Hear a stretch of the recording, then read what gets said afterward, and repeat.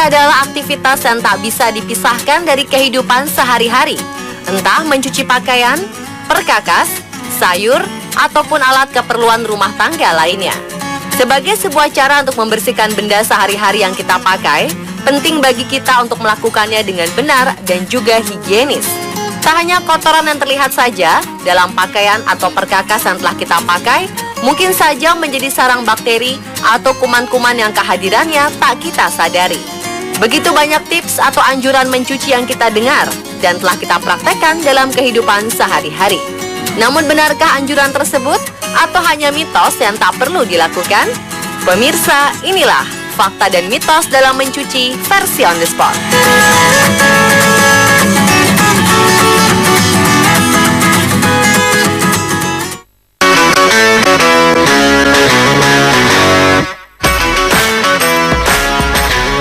Banyak orang mengatakan bahwa tidak dianjurkan mencampur deterjen dengan pemutih.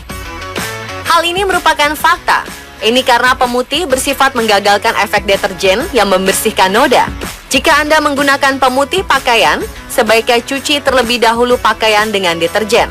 Kemudian baru gunakan pemutih. Jika pemutih langsung dicampur dengan deterjen, maka enzim deterjen akan rusak sehingga tidak mampu membersihkan kotoran pakaian.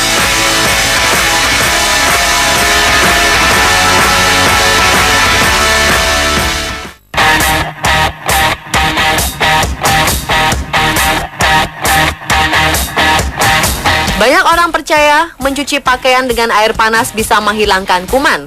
Benarkah demikian? Jangan cepat percaya karena ini hanya mitos.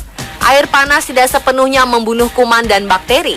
Kuman tetap hidup meskipun Anda menuangkan air panas di bak mesin cuci. Sebaiknya gunakan disinfektan seperti pemutih klorin yang akan menghilangkan kuman pada cucian Anda. Mencuci dengan air panas juga akan membuat pakaian cepat rusak, benang mengendur, serta warna baju memudar. Jika Anda ingin menghilangkan noda membandel, lebih baik gunakan air hangat atau gunakan bahan alternatif seperti lemon, baking soda, atau cuka putih.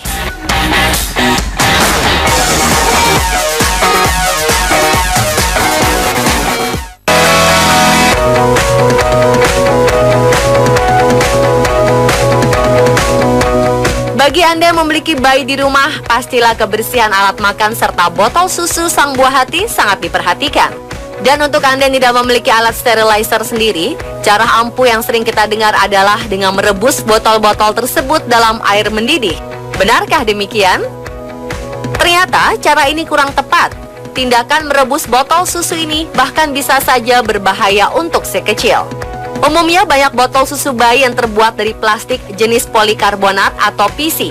Apabila direbus, kemungkinan plastik ini akan melepaskan residu senyawa kimia yang bernama bisphenol A atau BPA. Senyawa ini akan terlepas ke dalam susu formula yang diminum oleh bayi. Senyawa BPA diketahui mengandung efek endocrine disruptors yang mengganggu sistem hormon bayi. Perlengkapan makan dan minum yang mengandung BPA bisa mempengaruhi kesehatan, reproduksi, perkembangan, dan tingkah laku si kecil. Jika tidak memiliki alat steril, maka Anda cukup merendam atau menyiramnya dengan air panas beberapa kali. Penting juga bagi Anda untuk memilih botol susu yang mencantumkan label BPA free yang terbuat dari bahan PP atau PES dalam kemasannya.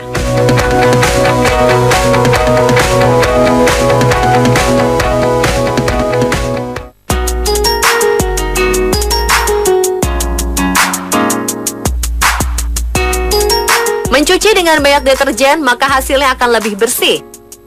Sebaiknya Anda jangan cepat percaya dengan pernyataan ini. Terlalu banyak deterjen tidak akan membuat pakaian lebih bersih. Dan faktanya malah justru menyebabkan masalah. Sabun dapat terperangkap di dalam kain, sehingga pakaian akan menjadi kaku dan akhirnya menjadi tidak awet. Apalagi jika Anda menggunakan mesin cuci. Semakin lama deterjen akan terakumulasi di dalam mesin dan dapat ditumbuhi lumut. Selain itu, menggunakan lebih banyak deterjen tentu saja merupakan pemborosan.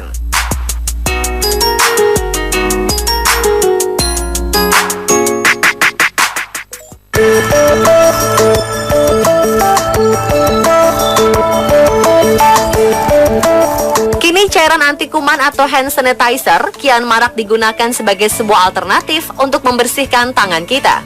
Selain praktis, hand sanitizer juga dinilai lebih efektif membunuh kuman dibandingkan hanya mencuci tangan menggunakan air dan sabun.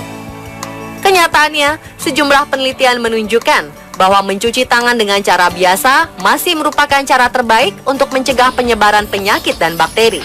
Apalagi jika tangan Anda terdapat kotoran yang jelas-jelas terlihat. Jika Anda dalam keadaan darurat, pembersih tangan lebih baik daripada tidak mencuci tangan sama sekali. Sebuah studi yang dilakukan oleh University of Maryland mengungkapkan bahwa cuci tangan dengan cara konvensional dan hand sanitizer memiliki efek yang sama baik untuk membunuh kuman. Namun hand sanitizer yang dapat bekerja efektif adalah yang memiliki kadar alkohol tinggi minimal 60%. Kandungan alkohol yang tinggi apabila terkena kulit terlalu sering juga akan menimbulkan efek iritasi. Karena itulah sebaiknya gunakan hand sanitizer hanya pada saat tidak memungkinkan untuk cuci tangan.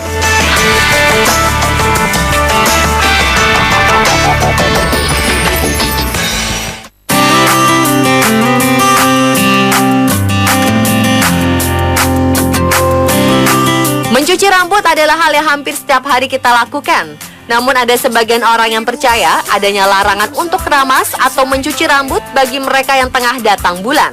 Bahkan ada yang mengatakan bahwa kebiasaan mencuci rambut di hari pertama akan mempercepat Anda mengalami menopause. Hal ini tidaklah benar. Pada saat menstruasi, semua wanita justru harus menjaga kebersihan tubuhnya, termasuk rambut. Mencuci rambut saat menstruasi tidak akan mengakibatkan terganggunya proses menstruasi itu sendiri. Bahkan rutin mencuci rambut dapat membuat rasa nyaman dan santai karena bersih dan wangi.